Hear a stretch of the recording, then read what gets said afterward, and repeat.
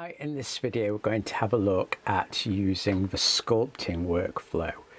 So we have a cube, and at the moment it's only got 6 faces, so we can't actually sculpt on the object like this. So what we're going to do is add some more geometry. So I'm going to right click and click subdivide, and then I'm going to open up the subdivide panel and increase that to 10. That's the maximum I think it goes to. So now we've got a 10 by 10 by 10 cube, so that's 1,000 cubes. So if we now click over into the sculpting tab, we've now got a different view entirely with some sculpting tools, and I just want to sort of show you how this works. So on here we've got a basic draw tool, and that's probably all we'll use in this video, and I can draw directly on this cube. Now you'll see that we're limited in terms of the resolution of the sculpt by the actual geometry itself. So what we're going to use first off is a mode called Dynatopo. So ignore that warning, it's because it will destroy some other types of text data we don't have. So with Dynatopo, what you can then do is you can sculpt, and as you zoom in you can actually sculpt smaller and smaller details like this. And as you zoom out you can see we've got very small details. Now one thing to be aware of with dynamic topology is if I go over them, all those small details are lost, and to be honest that's probably not what you want. So this depends on how far you are away from the object, and sometimes that can be useful and sometimes it's not. So the way this works is we've first of all got a detail size. If you increase that it'll just be generally more detailed, but the thing you want to change is this refine method. So subdivide collapse is the default, and that gives you this behavior where it destroys detail. So if you change this to subdivide edges, it won't.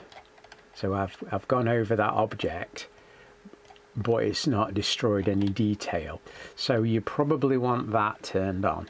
So this is just one way of working with sculpting.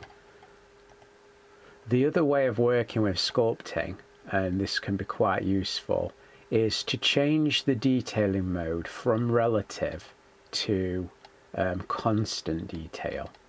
And what you'll then see is a resolution brush. So this resolution here is fixed no matter how much I zoom into it, and I can then go in here and change the resolution. So if I'm just starting out I might want it at 30.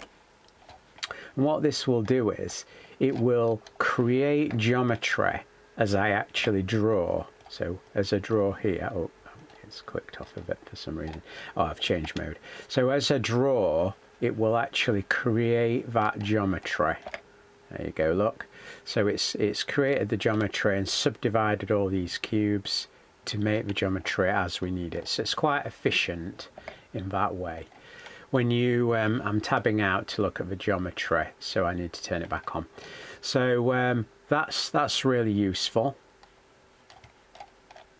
And after you've done your sort of rough sculpting, you could then go into here and change this to maybe a higher count. So now I've got 70, so this will be much more detailed geometry.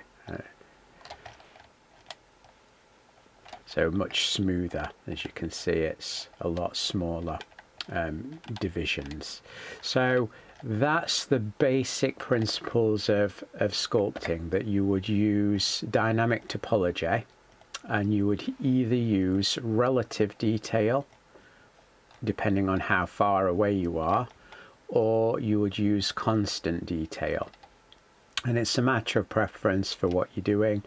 And if you're using constant detail, you can set the amount of detail, and you can use the little eyedropper to pick, you know, this area here is 9.